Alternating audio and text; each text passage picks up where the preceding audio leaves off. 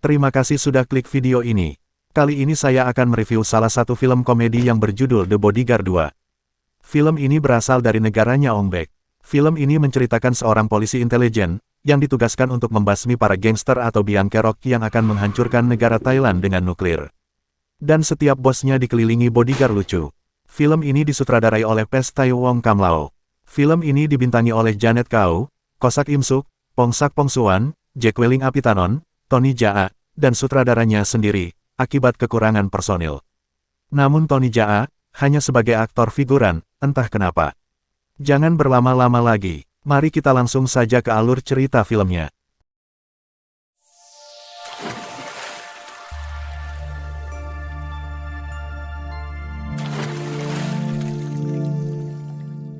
Di awal film, kita diperlihatkan seorang penari, entah pria atau wanita, yang sedang melingkar pada tiang penyangga bangunan bar sambil saweran, padahal sudah jam 6 pagi.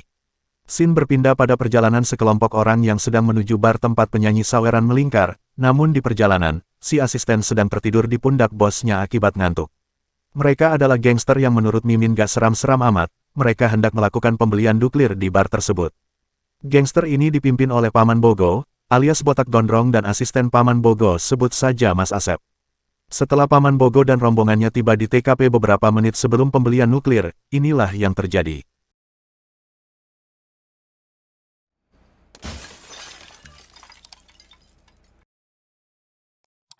Mantap, kerja bagus. Belum apa-apa kepala bosmu sudah benjol. Tidak sampai di situ, masih berlanjut dengan sopirnya yang mungkin sangat buru-buru memarkirkan mobil bosnya, kaki bosnya pun dilindas. Namun sebelum Paman Bogo dan rombongan tiba di lokasi, ternyata penari saweran tadi adalah intel polisi, panggil saja Kam Lao.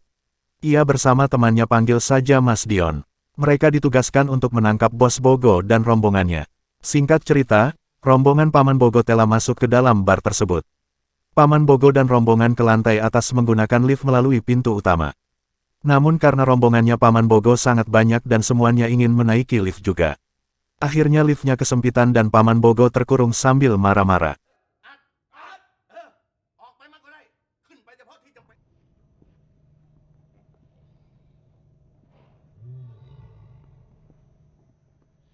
Namun sayang seribu sayang, pergerakan mereka telah diketahui asisten Kam Lao. Ia telah melaporkan kabar tersebut ke Kam Lao, padahal Kam Lao masih terus melingkar. Setelah Kam Lao mengetahui kedatangan gangster itu, ia bergegas menemui Mas Bobby, untuk menyampaikan strategi penyergapan. Harusnya sebelum kedatangan rombongan Paman Bogo, mereka sudah membahas matang-matang dengan strategi penangkapan. Namun bagi mereka berdua itu tidak berlaku.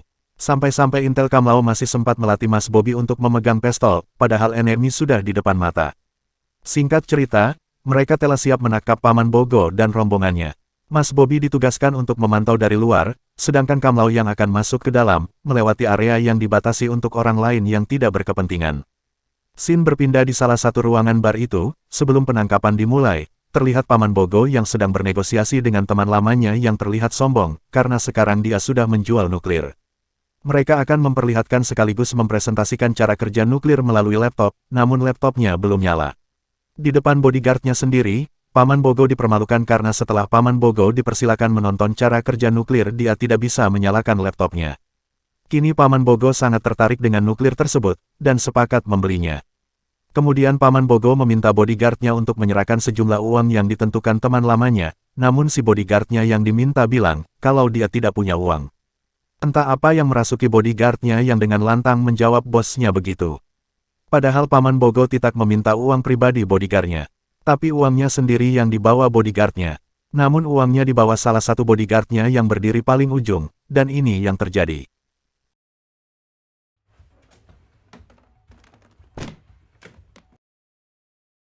Singkat cerita, si intel Kam Lao masuk paksa melewati area yang dijaga bodyguard Paman Bogo, tentu saja membuat keributan.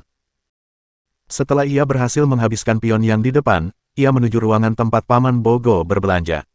Tak disangka, si asisten Kam Lao tidak sengaja menarik pelatuk pistolnya dan mengenai teman Paman Bogo, karena ia berdiri tepat di depan pintu masuk ruangan itu, dan terjadilah keributan besar-besaran.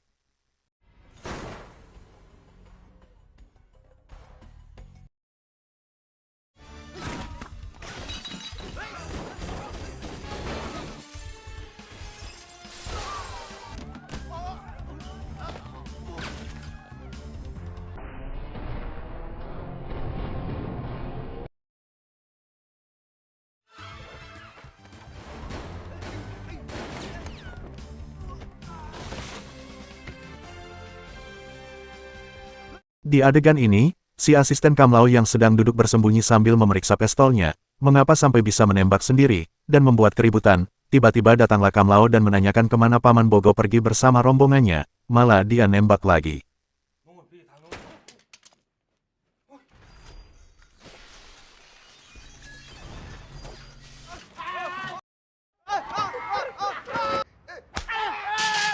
Di sini, salah satu bodyguard Paman Bogo gugur, dan dia sampaikan isi hatinya kepada bosnya sebelum menghembuskan nafas terakhirnya. Dia berkata pergi dari sini. Senang melayanimu, dan dia diberi bintang kehormatan oleh Paman Bogo. Namun, sempat-sempatnya si asisten terpercayanya sendiri mendengar penghargaan itu, dan bertanya pada bosnya. Kalau aku seperti dia, aku dikasih medali apa? Namun bosnya yang kesal, akibat bosnya pikir asisten terpercayanya membawanya keluar dari situ, tapi ternyata tidak. Namun membawanya ke parkiran bawah tanah. Karena bosnya kesal dan ini jawabnya.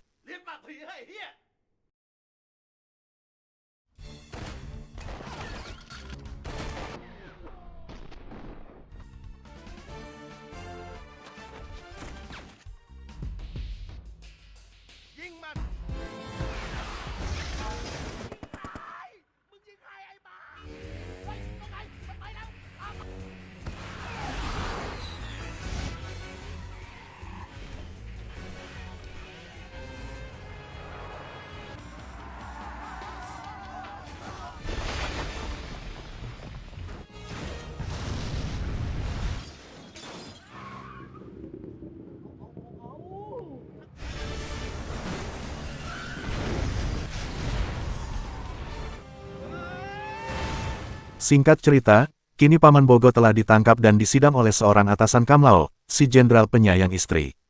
Karena walaupun dia lagi darah tinggi, tapi jika istrinya menelpon menanyakan menu apa yang akan dimasakan buat suaminya tercinta, ia langsung menerima telepon dengan lembutnya. Dan ketika darah tingginya si jenderal di ujung tandu, karena selalu teriak-teriak di kantor, tapi istrinya terus menelpon menanyakan menu mie kuannya, si jenderal langsung spontan menjawab istrinya, lupakan menu mie kuannya, aku tidak pulang jam 6, mungkin dia tidur di kantor. Mimin juga ikut emosian sambil ngakak. Di kantor pusat Badan Intelijen, Paman Bogo disidang, namun ada yang janggal, karena Kamlao sudah susah payah mengejar Paman Bogo, malah yang disidang bukan Paman Bogo tapi si Intel Kamlao, karena atasannya Kamlao dan Paman Bogo marah-marah sambil menghadap si Intel Kamlao. Dalam persidangan itu, Paman Bogo membela diri dengan mengatakan, aku punya nama keluarga yang baik, ayahku menjual perhiasan, ibuku bekerja di Bank Nasional dan kakaknya bekerja di kementerian. Yang semua itu, tidak ada kaitannya dengan nuklir. Jelas saja hal itu membuat Kamlao frustasi, hal itu membuat amarah si Intel idaman melendingkan kursi, tepat di atas kepala Paman Bogo.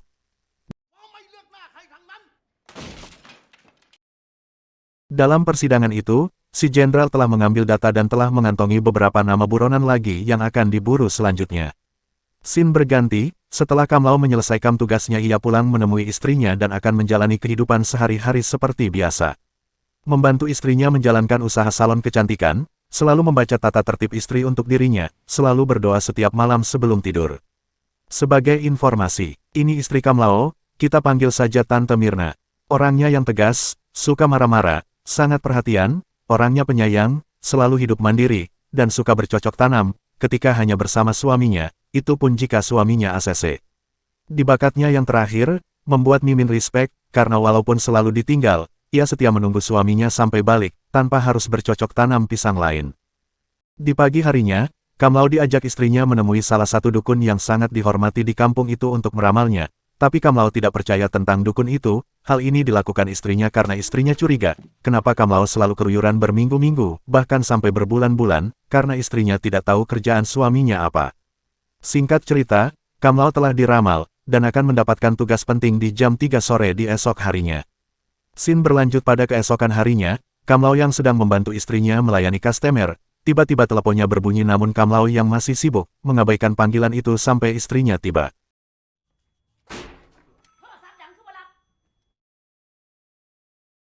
Dan setelah ia mengangkat teleponnya, ternyata ia ditelepon oleh atasannya untuk ke kantor, karena ia akan mendapatkan job baru. Seketika Kamlao teringat kata dukun itu dan berpaling ke jam dinding, waktunya tepat pukul 3 sore. Scene berganti, kini Kamlao mendapat tugas yang lebih berat, yaitu menangkap kedua mafia ini, kita panggil saja Bang Kumis dan Bang Gendut. Mereka adalah ancaman negara, mereka berdua adalah bosnya Paman Bogo, mereka dalang dari semua ini, namun mereka adalah salah satu pengusaha tersukses di Thailand, yang mengorbitkan penyanyi-penyanyi berbakat seperti Indonesian Idol.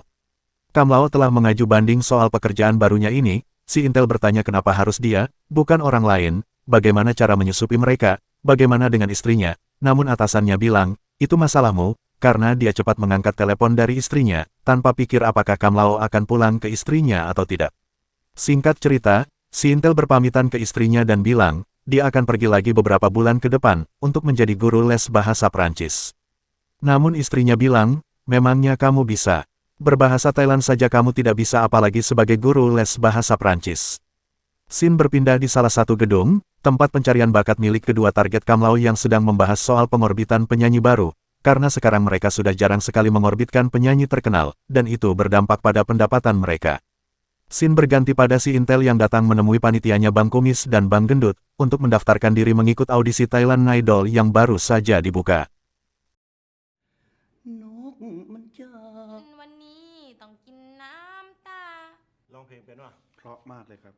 Singkat cerita, kini Kam Lao telah lolos seleksi Thailand Idol, dan dilatih oleh seorang koboi, yang dalam pelatihannya itu tidak terlalu berkaitan dengan vokal, karena pelatihnya menilai wajah dan melatihnya bagaikan guru ongbek. Berkat bakatnya Kam Lao yang sudah terlihat pelan-pelan, membuat panitia Thailand Idol mentraktirnya makan siang di warung. Di sini Kam Lao bertemu ongbek, yang sedang berjualan di pinggir jalan. Namun barang jualan ongbek dicuri debt kolektor simpan pinjam setempat, yang menagih hutang pada panitia Thailand Idol, yang kini sudah menjabat sebagai manajer Kam Lao. Hal itu tentu saja membuat ongbek marah besar dan menghampiri para debt kolektor itu sambil meneriakan, Cangku Cinae, Cangku Cinae, yang artinya, berikan gajahku. Dan perkelahian pun tak terelakkan.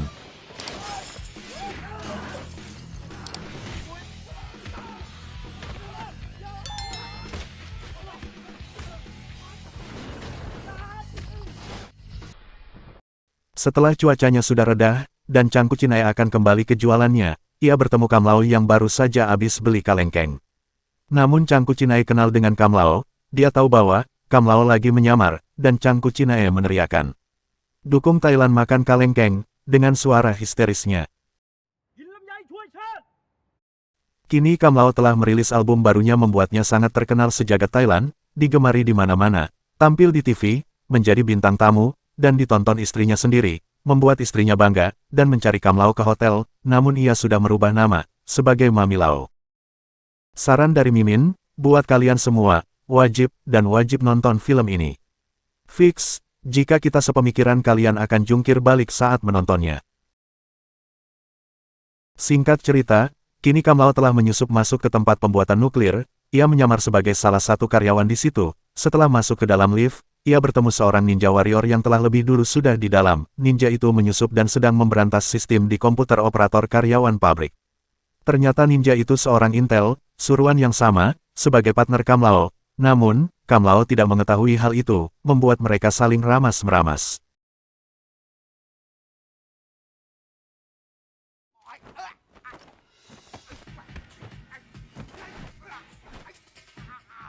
Tanpa sadar, perkelahian mereka telah menjadi tontonan para karyawan di situ. Dan penyamaran Kam Lao telah diketahui, setelah dilaporkan ke Bang Kumis dan Bang Gendut.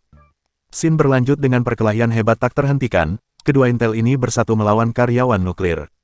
Setelah mereka berhasil melumpuhkan beberapa karyawan, si ninja memutuskan untuk kabur untuk menyiapkan satuan polisi Thailand, yang akan menyerang markas besar itu. Dan kini Kam Lao seorang diri ditinggalkan untuk menghadapi para karyawan, yang terus berdatangan. Scene berlanjut, ketika Kam Lao dihadang oleh seorang Hulk dan tanpa diduga, ini yang terjadi.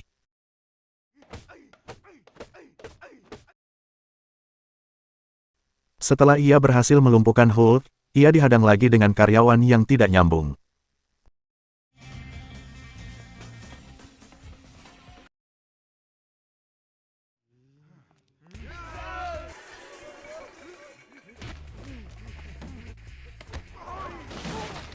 Seketika perkelahian sejenak dihentikan oleh seseorang, yang baru datang.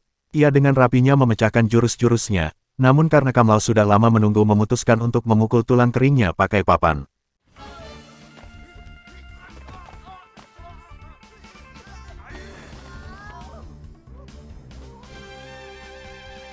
Penyelidikan pun dilakukan langsung oleh kedua bos ini, mengecek CCTV, dan menginterogasi si kedua panitia Thailand Idol dan mengakhiri kerja sama mereka. Padahal kedua panitia ini, hanyalah panitia biasa, dan tak ada kerja sama apa-apa dan hubungan apa-apa dengan Kamlao. Scene berganti, di salah satu apartemen, Kamlao hampir masuk ke dalam dosa. Akibat menolong si ninja hitam berpakaian merah yang lagi mabuk berat. Di pagi hari, di tempat yang sama, Tante Mirna datang dengan histerisnya, ingin bertemu suaminya si Intel. Namun dia dihalang security, dengan alasan salah alamat. Akibat nama yang dimaksud adalah Kamlao, bukan Mamilao. Tentu saja, tidak diperbolehkan. Karena tidak ada nama Kamlao yang penyanyi. Scene berganti, kedua bos ini berencana menghabisi si Intel di esok harinya, pada gelaran konser Mamilao.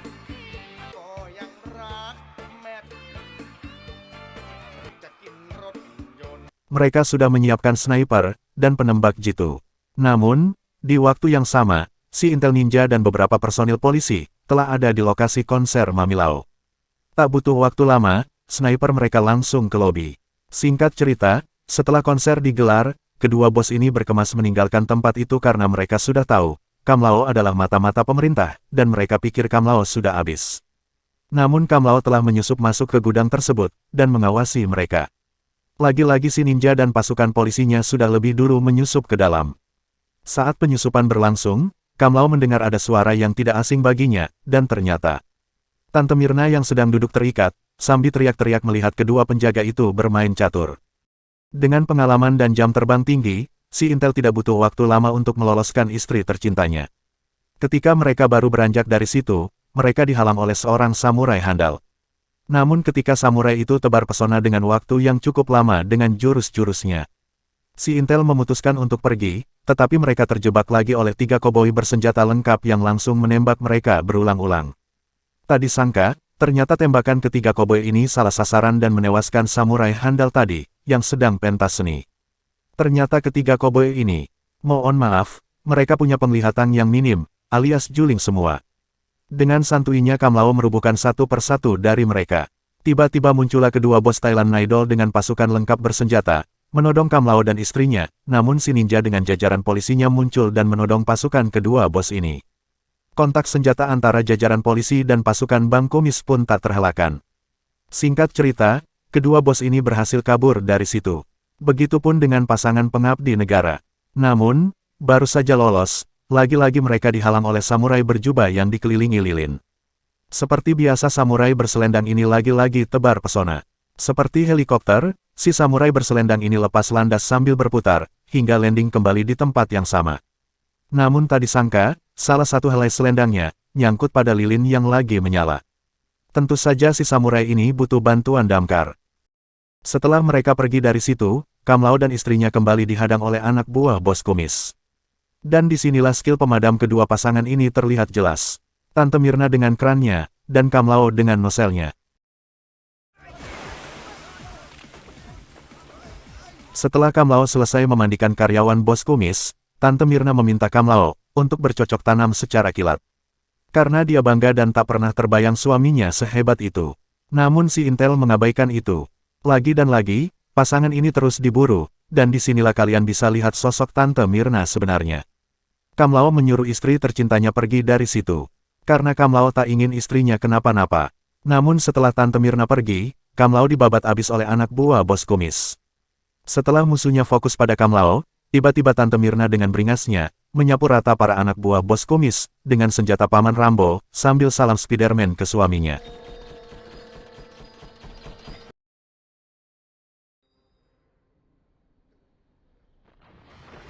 Scene berlanjut dengan Kamlao yang memindahkan istrinya ke tempat aman, dengan cara yang cukup ekstrim, agar terhindar dari serangan salah satu mobil anti peluru, yang melepaskan tembakan berulang-ulang secara otomatis. Singkat cerita, Kamlao telah berhasil menghentikan mobil otomatis itu dan mengendalikannya. Namun ia harus menghadapi salah satu panser yang terus menembaknya. Scene berpindah pada kedua bos Thailand Idol, yang sedang dikawal anak buahnya berarak-arakan ke salah satu kapal yang sudah disiapkan, untuk melarikan diri dari situ. Namun si ninja dan pasukannya masih terus mengejar kedua bos tersebut. Kini tersisa mereka berdua yang sedang ditodong di atas dermaga. Singkat cerita, Kamlao telah berhasil menghentikan panser tersebut dan mengangkatnya menggunakan krem dan hendak membuangnya ke laut. Namun berpapasan dengan kedua bos yang baru saja lolos, berhasil melarikan diri menggunakan kapal melewati bawah krem tersebut. Tentu saja si Intel tidak menyia-nyiakan peluang tersebut. Singkat cerita, kini kedua bos itu telah ditahan oleh pihak berwajib. Namun kondisi Tante Mirna yang sedang tertidur nyenyak, akibat benturan hebat, baru saja siuman. Scene berganti, pada keesokan harinya, Kamlao yang sedang mengikuti upacara kenaikan pangkat yang dihadiri Tante Mirna. Di akhir film, si Intel Kamlao yang baru saja menerima kenaikan pangkat, juga menerima sebuah amplop dari sang jenderalnya, berisi foto seorang mafia, yang akan diburu lagi. Terima kasih sudah menonton. Jangan lupa jempolnya, tekan subscribe agar kita berlangganan, dan bunyikan loncengnya. Bagikan ke teman kalian, jika kalian ingin teman kalian seperti orang kesurupan. Sampai jumpa di video berikutnya.